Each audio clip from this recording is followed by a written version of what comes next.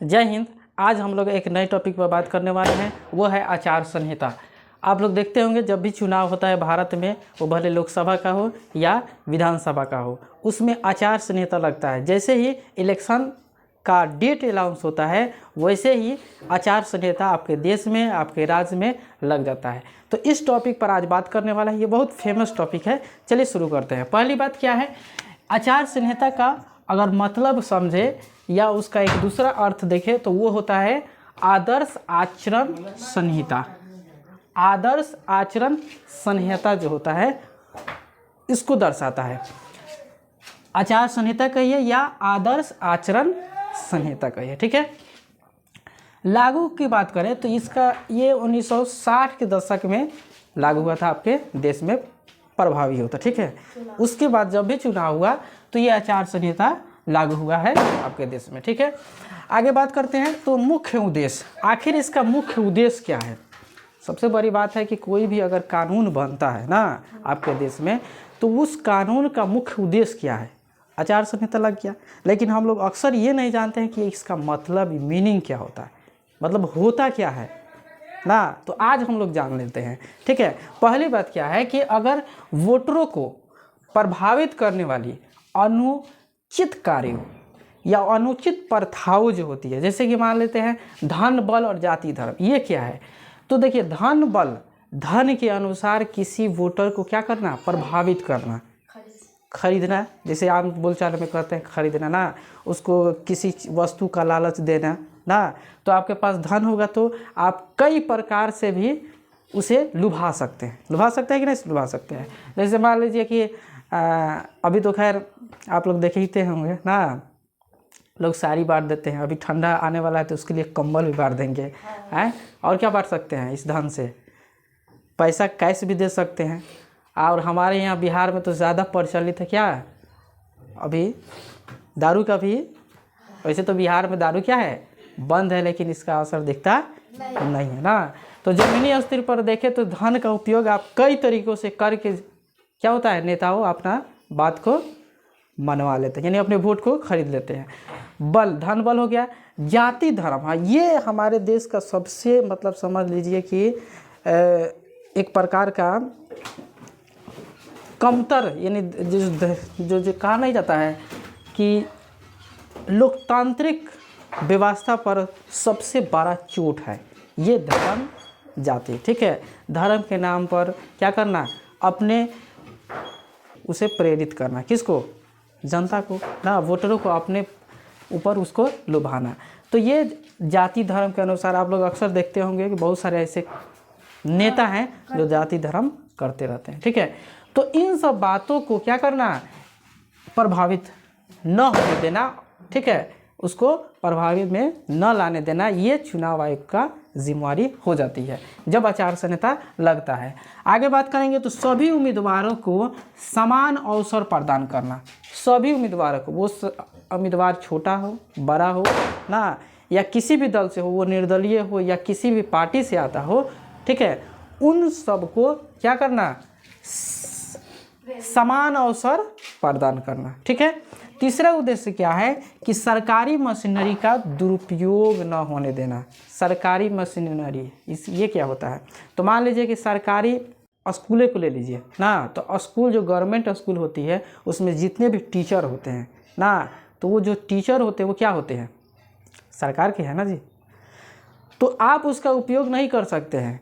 मान लीजिए सरकारी जितने भी वाहन हैं, जितने भी गाड़ियां हैं, जैसे हेलीकॉप्टर हो गया, मुख्यमंत्री जी को बहुत सारे ऐसे साधन मिलता है ना, तो इन सब का उपयोग नहीं कर सकते हैं, ठीक है। आप टीचर को भी ये नहीं कह सकते हैं कि आप जाइए और प्रचार प्रसार कीजिए हमारे, ठीक है, ये भी नहीं कर सकते हैं, ठीक है। यानी सरकारी जितनी भी संस्थाएं हैं या मशीनरी है, आप उसका उपयोग नहीं कर सकते हैं चुनाव प्रचार के लिए, ठीक है। तो ये हो गया आपका।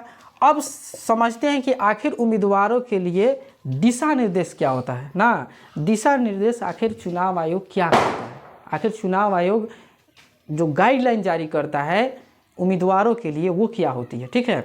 तो इस पर आप लोग ध्यान से गौर कीजिएगा। देखिए, पहली बात क्या है कि सामान्य आचरण होनी चाहिए। क्या होनी चाहिए, सामान्य आचरण, यानी किसी भी दल का आप आलोचना उतना ही करेंगे जो एक दायरे में हो। क्या हो? एक निश्चित दायरा हो। ठीक है, जैसे कि मान लेते हैं कि उसके नीतियों पर चर्चा कर सकते हैं, उसके मतलब जो नीतियाँ है, कार्य करने की जो शैली है, ठीक है, या उसके अतीत के बारे में भी आप आलोचना कर सकते हैं। लेकिन हाँ, व्यक्तित्व टिप्पणी नहीं कर सकते। उसके फैमिली के बारे में पर्सनली आप किसी भी नेता के बारे में आप नहीं बोल सकते हैं। किसी भी उम्मीदवार के बारे में आप उसकी सोच, जो उसकी मानसिकता, जो उसके आचरण दिखता है ना, उसके कामों में, उसके कार्यों में, तो उसमें आप क्या कर सकते हैं? उसका आलोचना कर सकते हैं, लेकिन व्यक्तित्व टिप्पणी नहीं कर सकते हैं। ठीक है, हाँ, कोई अपमानजनक भाषा का इस्तेमाल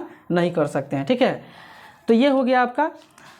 उसके बाद सभाओं और प्रचार, बिना भेदभाव स्थान का उपयोग, पोस्टर, बैनर, ये चुनाव आयोग के दिशा निर्देश पर ही आपको करना पड़ेगा। समझ में आया?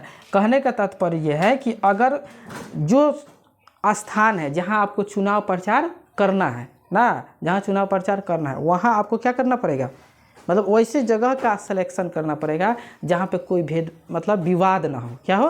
विवाद ना हो। और साथ साथ भेदभाव का भी आपका चयन करना पड़ेगा। ये नहीं कि ये एरिया किसी दूसरे कास्ट का है और ये एरिया किसी दूसरे कास्ट का है, और उसमें आप अगर कोई विवाद खड़ा करते हैं तो ये सही नहीं है। ये चुनाव आयोग उस पर आपका एक्शन ले सकती है।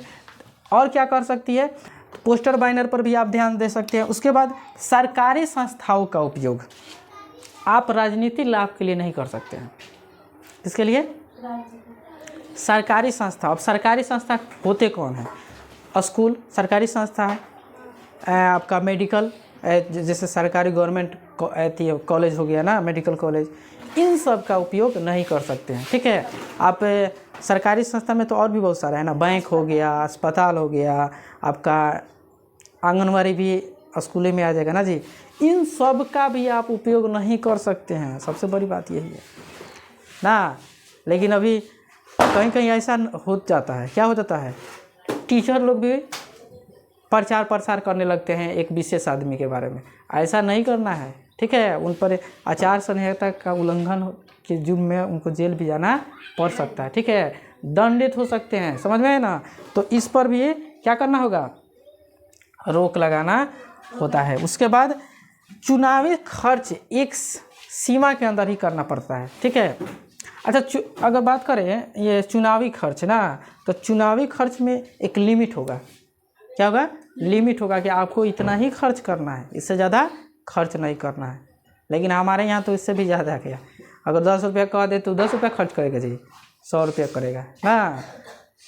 कैसे मतदाता को अपनी तरफ कर लेना है, सारा वो हथियार अपना लेता है। अपनाता है कि नहीं अपनाता है? ठीक है, अच्छा ये बताइए, अगर मुख्यमंत्री जी हैं ना, मुख्यमंत्री जी होकर चाहे जितने भी विधायक हैं, है ना, जितने भी विधायक हैं, उनके पास तो गाड़ी सरकारी मिला होगा, सरकारी नौकर चाकर जो भी है, ये सब मिला होगा कि नहीं मिला होगा?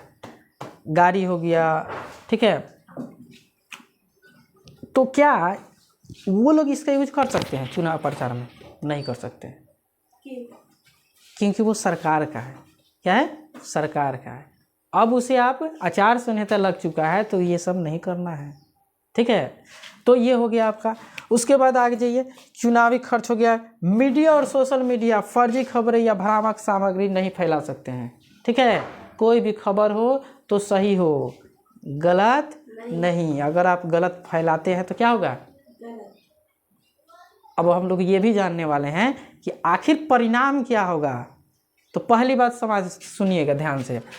अगर कोई उम्मीदवार इसका उल्लंघन करता है, क्या करता है? उल्लंघन करता है, तो उसे क्या होगा? दंड के रूप में क्या मिलेगा जी? सजा मिलेगा। उस उम्मीदवारी उसकी रद्द हो जाएगी। समझ में है ना? रद्द। अब वो चुनाव नहीं लड़ेगा। और क्या हो सकता है बताइए तो?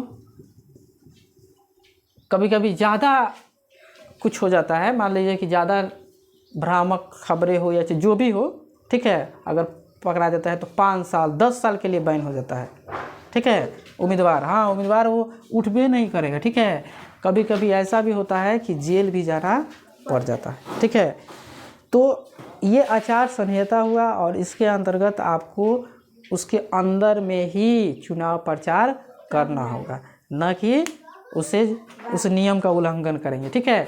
तो आज हम लोग समझ लिए ना कि आचार संहिता होते क्या है, ठीक है। चलिए हम लोग फिर मिलेंगे नेक्स्ट वीडियो में, तब तक के लिए जय हिंद।